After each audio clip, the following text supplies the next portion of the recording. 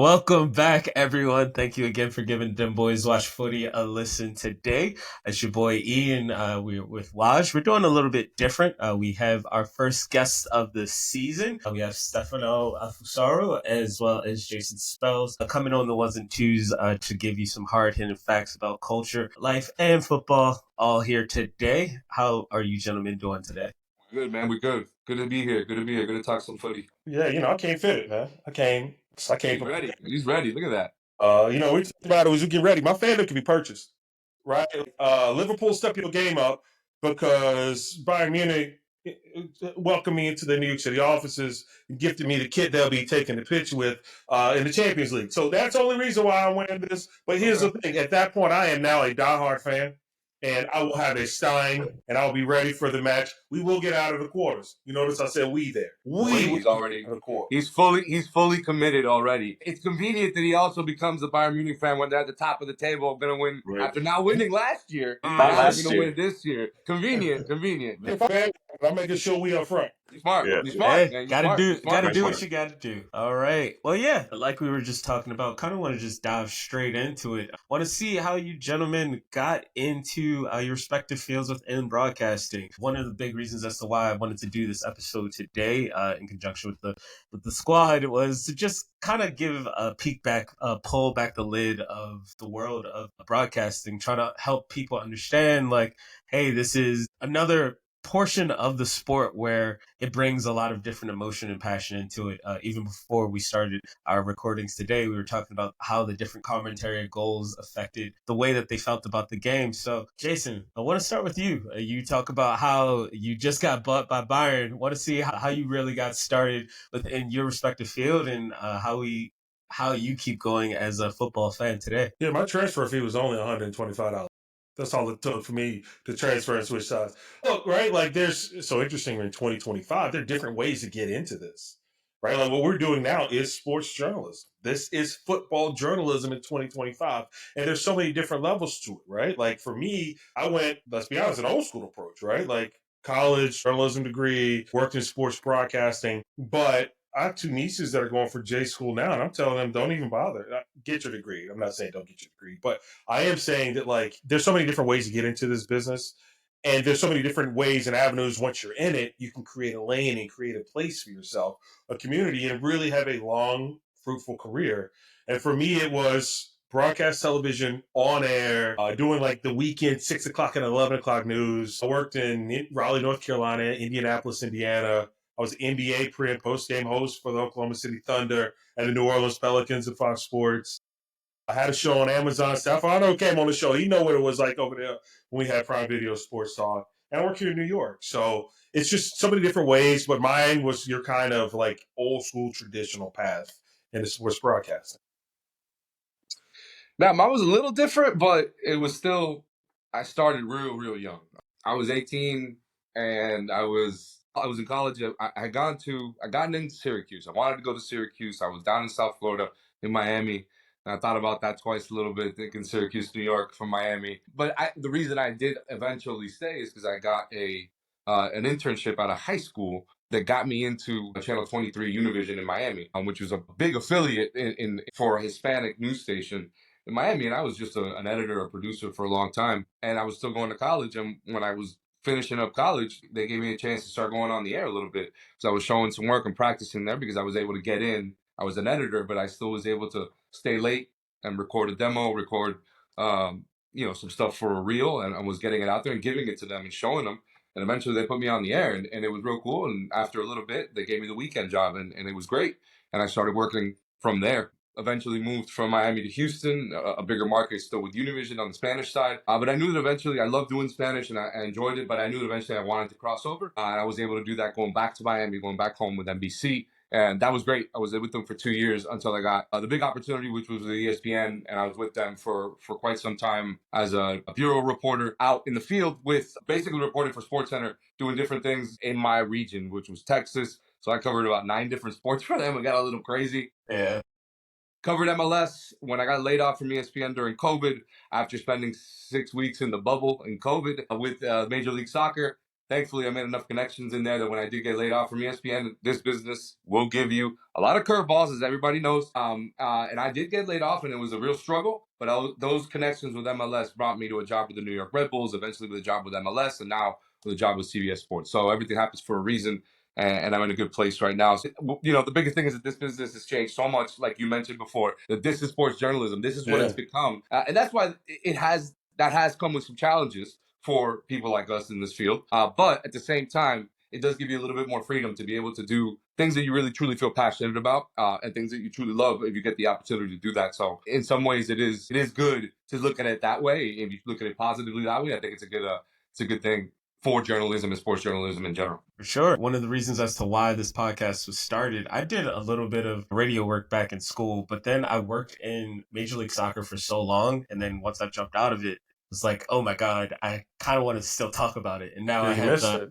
I truly missed it. Yeah. I talk with football all the time with Waj when we're big Arsenal supporters. And every time I was just like, you know what? Why don't I just put my thoughts on the air? And somehow very thankful to have some listeners to come on and listen. So let me hand that mic off to Waj. Yeah, I was just going to ask, and this is actually for you too, because obviously you've lived in this world as well. But for you, all three of you, looking back, was there any kind of, not to say grunt position, but very much lower level position you had, you kind of look back on now and you're like, wow, that was the opportunity, or that was a turning point, and maybe it was, again, like very low level, but it kind of was the eye.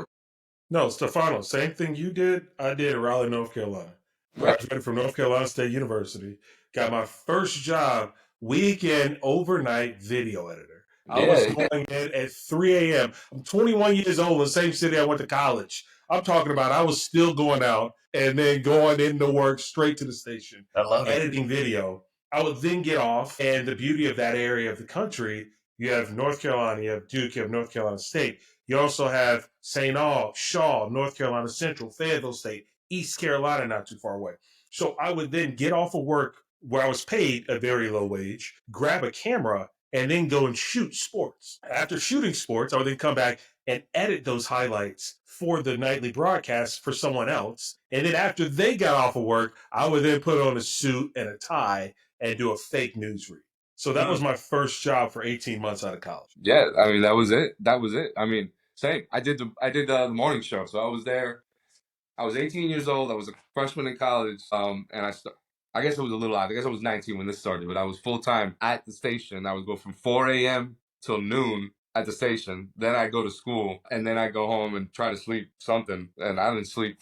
I didn't sleep more than 4 or 5 hours for years and years. And so that's the grind. And even you know what, man, and that's the grind there. But I think at every step there's a different type of grind. At every step you go. When I went to the local news, it was doing the MMJ stuff, shooting your own stuff and recording and editing and doing all that. When you got a little, even when I did get to where I was very happy, and if the things would have worked out and COVID wasn't a thing, things would have maybe worked out differently at ESPN. But even ESPN was incredible. It was an incredible job. I was on the road 100 days a year. I was on 50.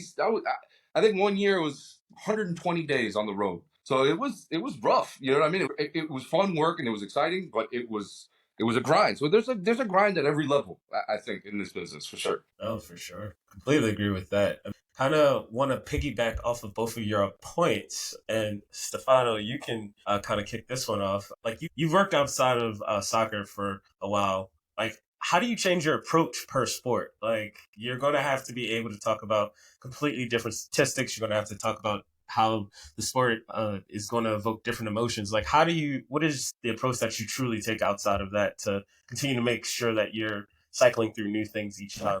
Yeah, it's interesting. Well, now I'm fully soccer. So now it's been nice to be fully immersed in one sport. I still enjoy it. So I still watch other sports and I still follow other sports as well.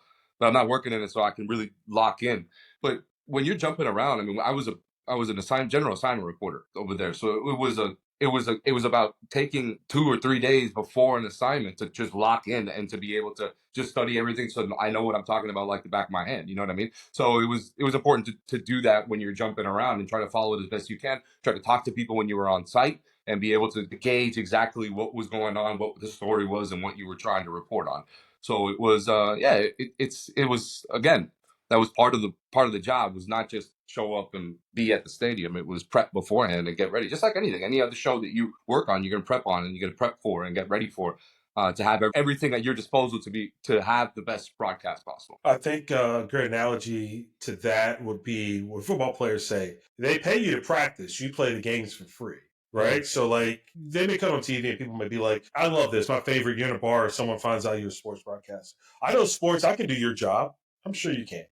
Yeah. You're not willing to sit there and read over stats. You're not going to go and get a book this thick, if it's the NFL on Monday, where they broke down all of week 17 games and you were knowing stats and you're looking for little new nuggets and little nuances. You don't even know what game notes are, right? And every sport has game notes, whether it's soccer, whether it's the NBA, whether it's football. And in those game notes, some of those notes are pointless, but a lot of those notes aren't. A lot of people put a lot of work into that, and that's what helps you prepare. And when you're doing one sport, I had the luxury of doing NBA. And so, but even when I did NBA, I did two teams, the Pelicans and the Thunders, right? So, like, you would keep up with the league, but you would keep up differently because you have two different teams to worry about, but your mind is focused on one league. Then when you go back to when I was in Indianapolis, and it was, October, the month of October, I had Indianapolis Colts, Indiana Pacers, Purdue basketball, Purdue football, IU basketball, IU football, Notre Dame, and some racing still going on. Mm. They pay you to study that stuff. You broadcast for free. That's a really good, cool way to put it. Sure. When were you in New Orleans and in OKC? So Fox Sports Southwest, I did that from 2018, and I left there in 2021. So when COVID hit, to be exact, we were both in Texas at the same time. I was the pre- and post-game host for the Oklahoma City Thunder, March 11, 2020, when Rudy Gobert and the Utah Jazz played the OKC Thunder. Oh man, that's wild. No doubt, yeah. That's wild, man. That's wild that you were there for that. Wow. Yeah, man. You and I were at the same arena.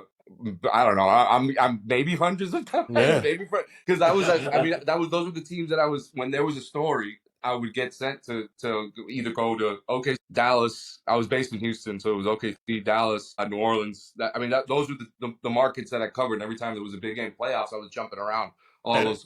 Our Fox Sports Southwest studios now, I think it's FanDuel Sports Southwest, whatever, but they are in Irving, Texas, so they were in suburban Dallas. Okay. So, like, I was flying to New Orleans for the Zion rookie year, right? And like, yeah.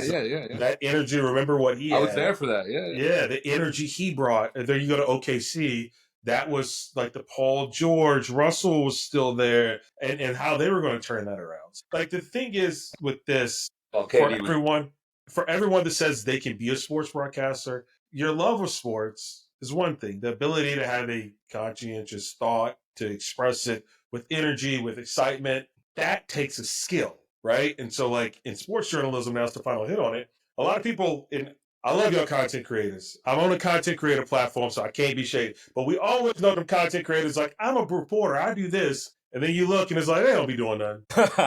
Y'all know they don't be doing nothing. They just throwing that up because it looks nice to say that. And that is, a byproduct aside of the times, I guess I should say. For sure. Well, actually, that actually makes me want to ask a question there with all the information that you gather, to do your job and do it right. And that's, why you guys get paid the big bucks as opposed to, content creators. How do you still have that balance? These days, though. Facts. But we're trying to get there too. But, how do you have that balance of providing the analysis while still keeping the broadcasting entertaining? Personality, man. People watch Golazo because they want to see Stefano be Stefano. They want to see the enjoyment that you had when Argentina won. They want to see that same enjoyment where they talk about La Liga, Real, Premier, where they talk about World Cup, Champions League, and you bring that.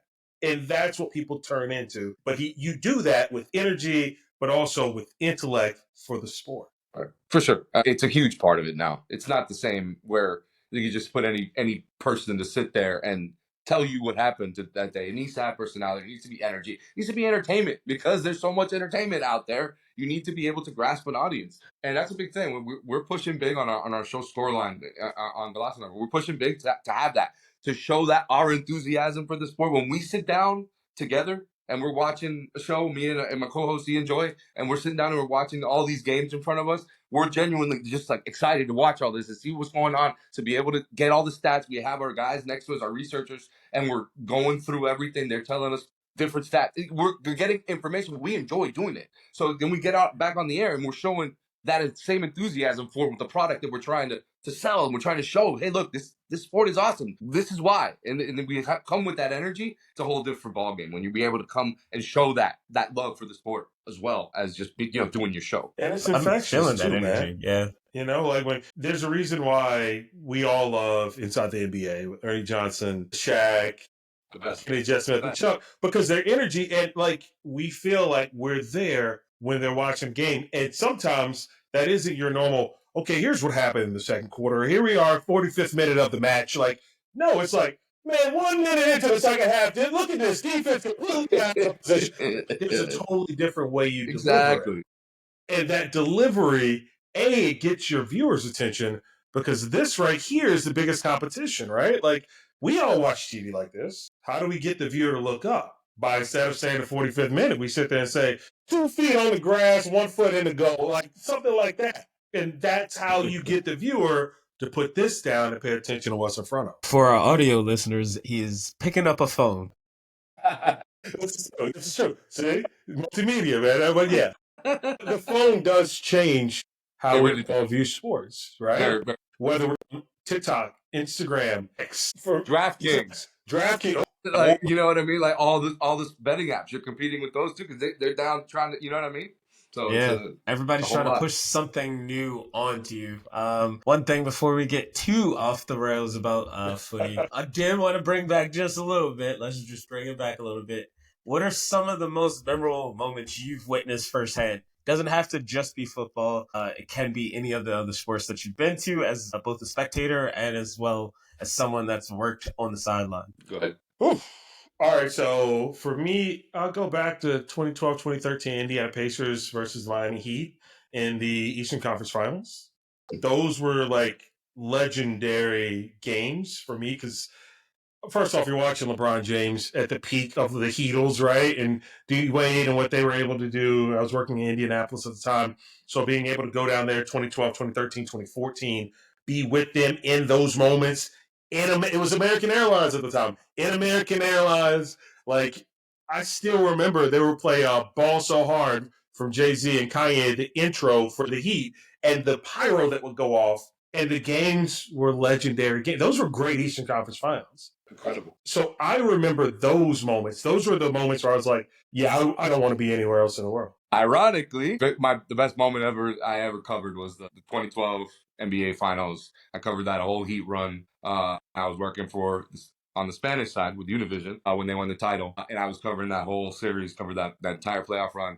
And when they won the championship, I was in the locker room. That was, just peak reporting from inside the locker room, live on the air, with getting champagne poured all over me. It was, I spoke to Chris Bosh in Spanish. It's why I have that right there. From that night, it was the most incredible experience because I grew up a fan of the team, but also because it was just a culmination of just such a crazy run of work for us, and obviously what it meant for the city and what the celebration was. And yeah, it was an incredible moment of broadcasting and an incredible moment just for me from a personal standpoint for my hometown and for my hometown team. Stefano, do you remember the energy inside of American Airlines? It's impossible to forget. I was a season ticket holder when I was younger because that was like a gift from my dad or something. Like I loved that team, so that place was always kind of dead back then, and to what it was in that time, it was incredible. The energy was unbeatable. Like being in that arena was, just as a fan, even it was an incredible experience. It really was. All right, back Them Boys Watch Footy. Stefano, Jason, Waj, E.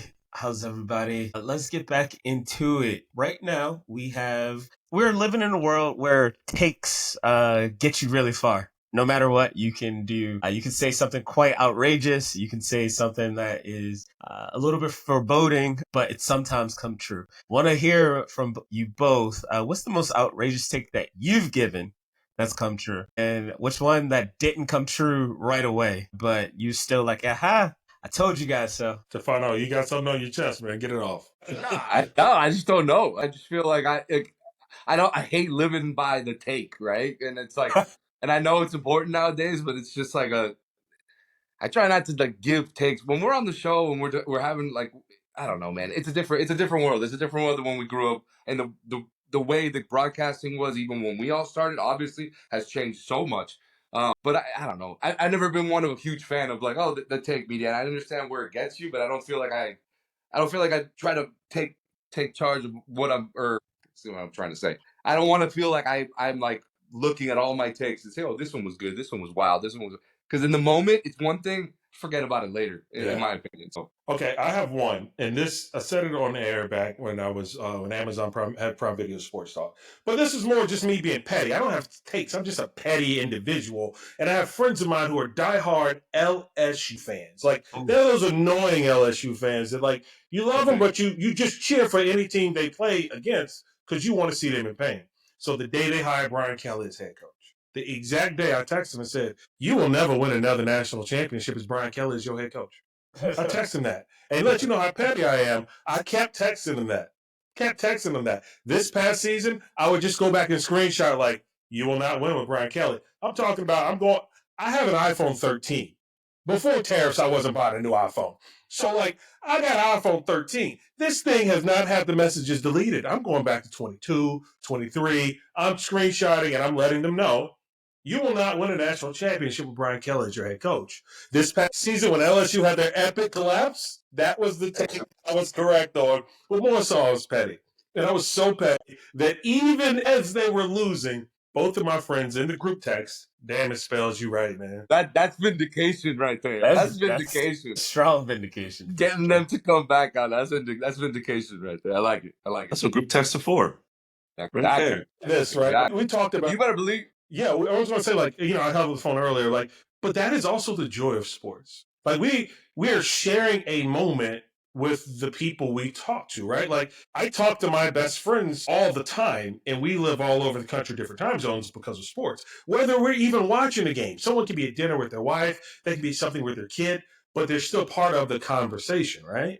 And that is one of the true beauties of sports. Well, we do. I mean, it's the beauty that connects everything, right? And it's beautiful because it also gives everyone a break from dealing with everything. Everyone can come together, watch the game, and that's the beauty of it. Like you mentioned, it's a beautiful thing when you can connect people from across the world over one thing. And sports, so many times is that thing. It doesn't matter whether you're a broadcaster, we all come together at that moment. It's beautiful. I'll bring this up, right? Like, we're on obviously a fantastic football podcast, and everyone talks about the issues with FIFA. They talk about it at length up until the first whistle is blown.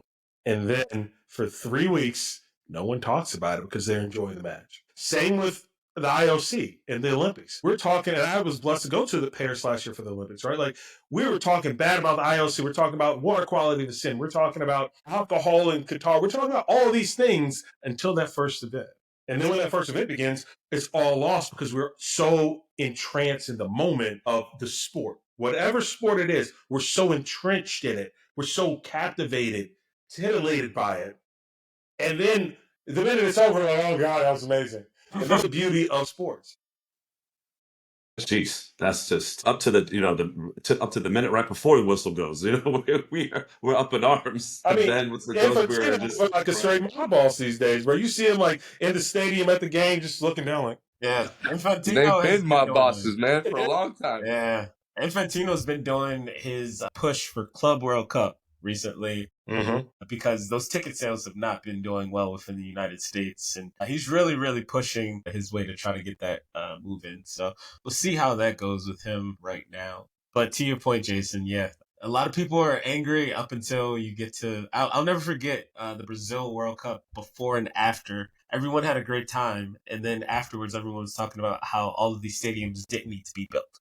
So what's that one stadium? Is it in Manaus? The one that's like the jungle's like reclaiming it? Yeah. Yeah. It's wild. Yeah, it's like The Last of Us. Yeah. It's so interesting you brought up the Club World Cup, right? I don't know. What's y'all's take on that? Y'all are in this sport more than I've ever been. Like, are you pleased to see it, or are you more so just like, this is a great way for FIFA to make money? I think a little bit of both, and I really think you're going to have to wait and see until we kind of get commitments of which players are going to play. It's going to be taking place when these players that are already been playing way too many games, way too many competitions, and it is taking a toll. You can tell the data is there, where injuries is at a much higher rate. Yeah, I mean, you've seen it all over the place. It's everywhere. It's every club is dealing with it at this point. If you're a top club playing in Champions League, which a lot of these clubs are going to be playing in this Club World Cup, and even the ones from South America, they're playing in Copa Libertadores. They're playing in their domestic championships as well. So it's. I really got to wait and see which players are going to be there and which players are going to find a way to get out of this and not play, because I understand this is their vacation. This is their time off to get their bodies right to be able to go again in August. So there's not a lot of time there in between anymore, especially if you're one of these clubs that's playing Real Madrid. You're playing all the way through till, if you get to the Champions League final, you're playing till May. Yeah. Then you get, you know what I mean? It's not enough time to get, it's going to be, I mean, the data's there. It's already taking a huge toll on the players, and it's only going to get worse. Then that's where the cash grab looks like, oh, it might be wrong, right? They're doing it for the cash grab. We know that. But they better get going, because the ticket sales aren't there. They're still going to get their money because of the TV money's there. So that's all that matters, because they're getting paid. Yeah. It's tough. It's a tough situation. I got to see how good it'll be for the sport when we see how many of the top players will be there. Yeah, I have to agree with Stefano. I mean, I'm not the biggest fan of it. I think it's it's unnecessary at this point. They have too many competitions going on. But as a fan, do I want to see one of my teams going against another team from another great continent? Of course, but let these guys take a break. I mean, if anything, be like your player, your bench player or something. As Stefano said, let the other players take a break. They've been playing. They're going to play all the way up until May 17th if they're lucky, and then still have their in the Champions League. And then, especially with the Club World Cup, which is, of course, a precursor to the World Cup, these players are going to get no time off and then have to go to next season and then also play the World Cup on top of everything else. So it's just an endless cycle, and we're just going to see more injuries as a result. So I could do without it, but the money's there, as you said. Yeah. I'm not the biggest fan, but also I do love to go to a different match. If I'm going to be able to see a Brazil team versus Real Madrid, that's awesome. If I'm going to be able to see a team from Asia that I've never even heard of, be able to play against Chelsea, or be able to play against a squad in Africa, let's say the Orlando Pirates, a throwback from yesteryear. I would love to be able to see that, because you get new culture, you get a new understanding of how people are playing. Outside of FIFA, I don't get to see these people play at all. So I would love it. Again, to your point, it's way too many games already. We've gone at that subject a lot on this pod, is talking about player playing too much versus how really is it needed for these clubs. They have a farm system, they're just not using it. You only get around 26 to 30 players for a full season, specifically within the Prem. That's about that one. Within La Liga, Serie A, it's completely different, but it's going to be a very weird place, especially moving forward after the 2026 World Cup. These people are just going to be, their legs are going to fall off. We're already seeing it now. Hamstrings are blowing at a crazy proportion right now. And even for the player perspective, which, let's be honest, player safety and player health should be paramount when they are your asset you're selling. But also from the fan perspective, fan fatigue, right? Like, you are asking the fans to really commit. Like, there was a time when, like, we had the sports seasons, right? Like, we knew mentally we could get psyched up for this team, and then this team, and then this team. And with football now being international and now being mostly transatlantic, transpacific, what we're going to see here with the Club World Cup is now we have football in June in North America. And It's not the World Cup, right? So, like, how intrigued will a fan from Brazil be to buy a ticket and come up when they're saying we're going to North America next year for the World Cup, right? Like, will fans travel across the Pacific, across the Gulf of Mexico, across the Atlantic? Or will fans in North America say, all right, like you said, we all want to go and see another team, but am I apt to go see the team in Jersey because I can take a train? Or would I go to Chicago or Vancouver or LA, right? Like, those factors, they're at play. I think a good case study, going back to the players and the fact that they're playing too many games, I'm going to say one more thing. A good case study will be Lamine Yamal, 17-year-old from Barcelona. He's 17 years old. He's already played over 100 games in his career at 17 years old, between club and country. Okay, in the last 2 seasons for Barcelona, and he had a long run and successful cup-winning run in the Euros. He's got over 100 games, and he's only 17 years old. So he's going to be a good case study to follow, because he's got the potential to be a astronomically generational player.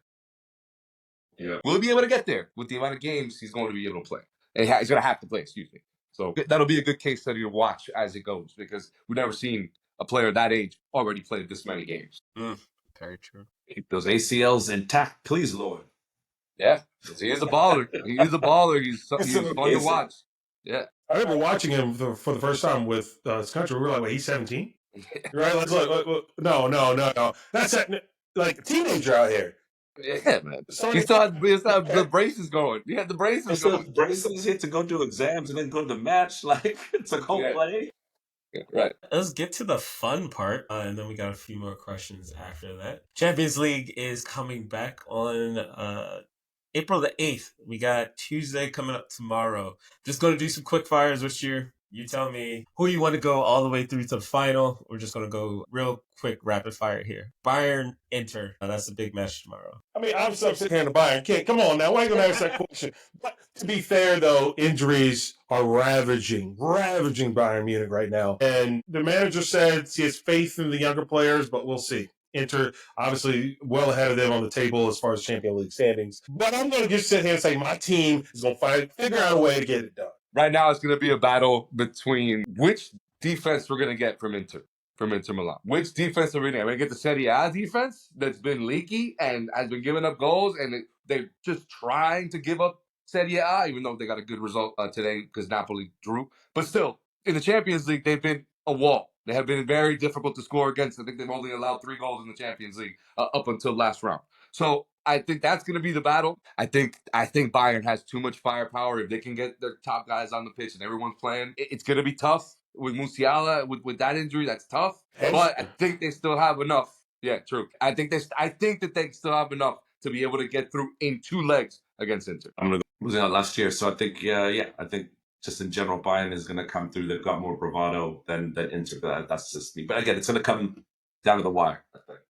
I'll say this. I do think Inter's a little deeper of a team than Bayern, especially now with the injuries. But I do think they have a deeper side.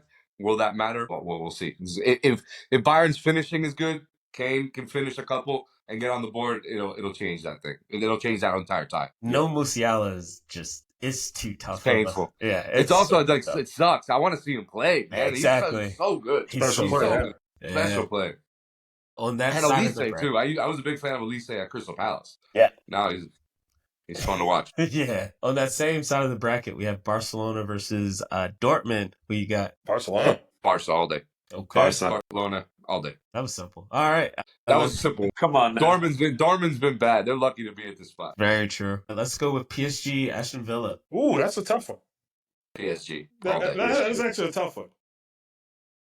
Why is that tough? Well, so I've seen a little bit of PSG. I haven't really seen much of Aston, I'll be completely honest. I've seen a little bit of PSG. And for me, it's like their ability to move the ball is what my eyes been drawn to and watching them play, and like their pace and the way they play. So I'm going to say PSG. I don't want to sound like I'm riding with what y'all was saying, but like I think Aston can be overlooked because I haven't seen them. So like I don't feel like I can really give a true answer what I haven't seen. That makes sense? No, that makes sense. Yeah. Aston Villa's been really good at home. So that's the key game right there. The game in Birmingham will be key. If PSG can come out with a draw in that game, I think PSG go through. I think PSG's got way too much talent. Their front 3 with Dembele, with Kvaratskhelia, with now Doué, who's been playing incredible, or Neymar clone. Man, it's crazy. They're something special. Now, I'll say this: they may be a little hungover because they just won League One last weekend. They just clinched the championship, so they may be a little hungover. But they're definitely the more talented side. So it'll be an interesting one. But I think PSG's got the edge. I think the one thing with Aston Villa that they have going for them is they just won their past 6 matches, both home and away. They beat Nottingham Forest 7. That was this past weekend. They beat Brighton. They've gone on through to the quarterfinals of the FA Cup, so they're really riding high in general. Even in the domestic, they're number. I think they're 11th right now. If I'm not mistaken. I think maybe been higher than that. But in general, I just think they're 7th right now. But in general, I just think that they have a lot of confidence, more than they've had in past seasons. I think they've got a chance, but still, at the end of the day, the talent that PSG has is incomparable. Yeah. It's too good. Yeah. The only thing I'll probably add is managerially, I think Enrique is over Good Evening. I love him.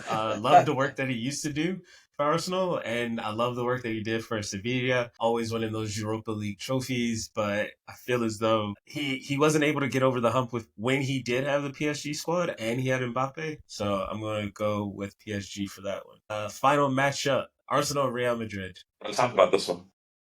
I already put a bet in on Real Madrid to advance, so that tells you anything. They're the kings of this competition. Gabriel's injury for Arsenal is massive. When I will say this, Real Madrid has given up goals. They're conceding. So that gives Arsenal a chance there. But if you get into a shootout with Real Madrid, it usually doesn't end too well. No. I think the only thing going for us is that like Real Madrid has actually lost some matches recently that they should have won. Especially against they lost against Sociedad recently.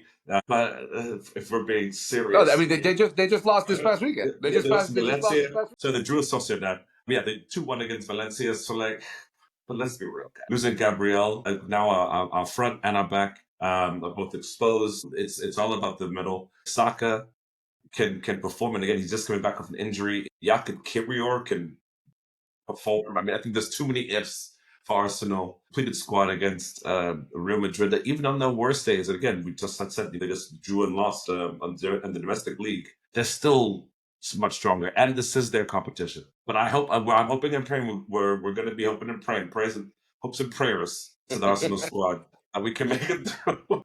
Before we started, I told y'all the one kid I wish I would have bought when I was 14.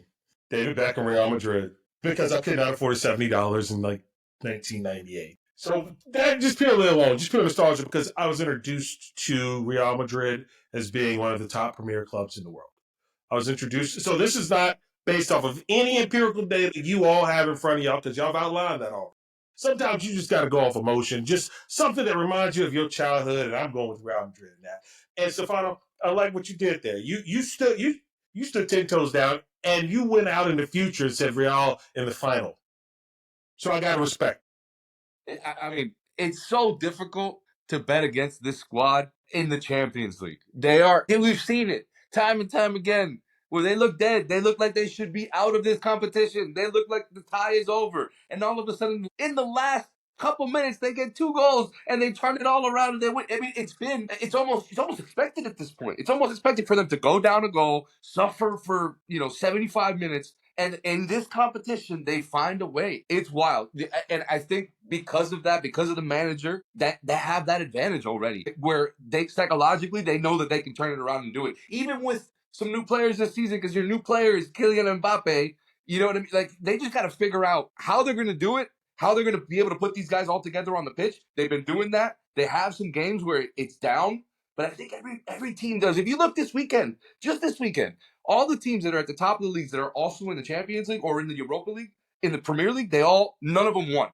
No team at the top that is still in a European competition won. And then when you add Liverpool to that isn't in the European competition anymore, but they also lost. So they all have their minds on this tie now for the Champions League. And it showed this past weekend. We saw it. So it's interesting how it all kind of, you see it all play out. Like, all these teams are getting ramped up for that. And the other, you kind of forget, and they lose the game or they drop points or they tie the week before in the domestic. I was hopeful when I saw that before Gabriel got injured, once I saw that Mbappe and Rudiger might get suspended for a game for the over celebration, and I was like, it's not going to happen. But the football gods, sometimes they give you a little bit of light. And then of course I woke up and I was like, overturned, never mind. Okay, back to it. So and we don't have Gabriel either. Great. Yeah. Oh, you got Saka back. So with him back, at least you got some threat. And who knows? Yeah. Bittersweet. That's all I really have to say about that. I'm going to push for the Arsenal win, but hey, it is what it is. It was a good season. We know what we need to do next year. As enemies or friends of ours have said in the past, especially on this show, we are Netflix FC. Always waiting for next season. So, all right. Those are the pushes for the week for the Champions League. Waj, did you have any questions before we close out? Yes, I did. I did have one question. Gents, World Cup next year. Is there any team that you want to watch out for? That's question 1 and 2. What would be like the ultimate upset match that you could go and actually be there for, either professional or personally? I mean, look, it's in North America, right? Right. Like, just imagine the United States of America. We haven't seen that since our women did it. And that's only for what we have been building towards as a footballing country for the last 35 years. We've been building for the moment in which America could be a team that could compete at an international level. Do I think it's going to happen? No. I'm just going to be completely honest. This is just a pipe dream. I would love to see, we look at France, you look at Belgium. I haven't even looked at the latest FIFA standings, but like France, Belgium, Germany's always tough and solid. We're going to see Argentina without Messi. I would love to see what this Argentina club looks like because they've always had so much passion. They've always had so many people that are enthralled in it. Well, a lot of people came over to that bandwagon because of 10, right? When he's not there, what does that team look like? That's fair.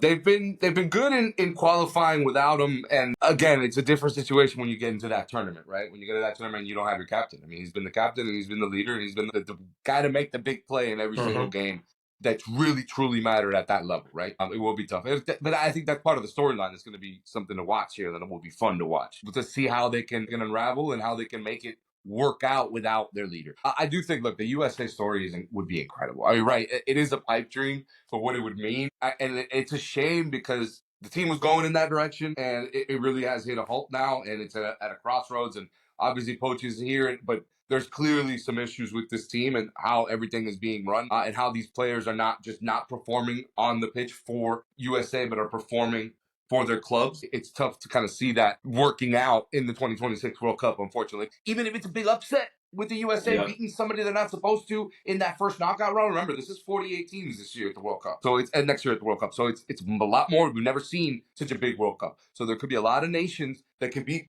having upset opportunities. So we could see some pretty historic stuff in this World Cup. It would be incredible. I don't think it's going to happen for them to win the World Cup, but it would be incredible for the U.S. to get a massive upset against a team that they're not supposed to beat, a European side or a South American side that they're not supposed to beat, and knocking some big team out of the World Cup on home soil. That would be a really cool moment in the World Cup. That doesn't have to do with lifting the trophy, if you guys get what I'm saying. Oh, for sure. Don't go out there getting knocked out by New Zealand.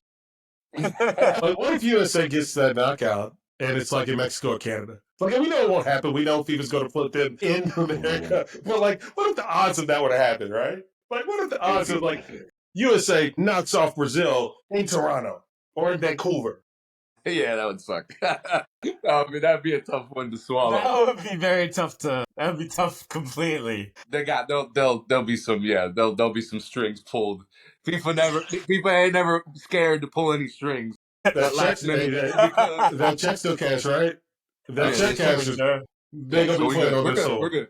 They can go. Yeah. And then for our final question, wanted to bring up a pretty cool moment that happened with one of your colleagues, Stefano. It was the USA Panama match over at the Nations League, CONCACAF Nations League, where goal winner actually ran into the punditry area of the broadcasting space with Thierry Henry to celebrate his goal with an idol. Something that Jason brought up earlier was the Inside the NBA piece where he was discussing about how to really watch or how to actively engage listening with people. How do you both feel about how broadcasting is becoming more the narrative? It's now no longer being able to just watch on the side and have colored commentary, but now you're becoming more a part of the product. How do you feel about that?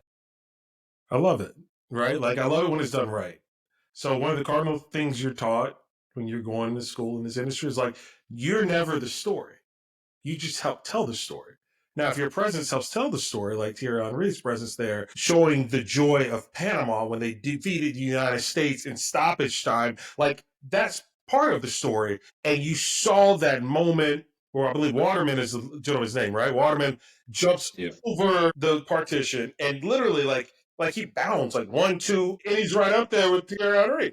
And, like, Thierry didn't flinch. You looked at him and he got in his face. And, like, that's a true joyous moment because the entire Panamanian side ran over there. And that's dope. That's cool. That's the fun of sport because you see someone who maybe the first time they ever got that close to their idol, but their idol is there for their biggest moment. That was one of the coolest moments I've seen in broadcasting. Shout out to Andrea Pilar, who got that shot, that shot that went viral of Waterman jumping over and getting right into Thierry Henry's face. But it shows. I enjoy what broadcasting becomes in that sense, right? When you're able to put people down on the field like that, so close. When you got somebody like a Thierry Henry, that just elicits something different that comes out of a player, and he's going to go and jump and get in his face, and that just shows the beauty of what broadcasting can do. Broadcasting is the reason Thierry Henry is on that sideline. Broadcasting this game, and so it's becoming an immersive process from broadcast that now it goes viral on Instagram, on social media, everywhere you look, and now that's bringing so much attention to the game. So it's called an encapsulation of all of the broadcasts together, growing the game. So I think it's a good thing. Awesome. Well, gentlemen, thank you again for the time today. It was really awesome just going through everything on this side. And if our listeners have any questions, if they want to learn more, how do they find you? At Jason Spells, as simple as that. At JASON. Yeah, I'm S_Fusaro, Fusaro, and yeah, man, I'm on CBS Sports Golazo Network. Scoreline's our show. It's usually 5 o'clock in the afternoons, and it's always a good time catching and kind of wrapping up the day in soccer. Awesome. For them boys watch footy. Gentlemen, thank you again. Take it easy now. Guys, take care.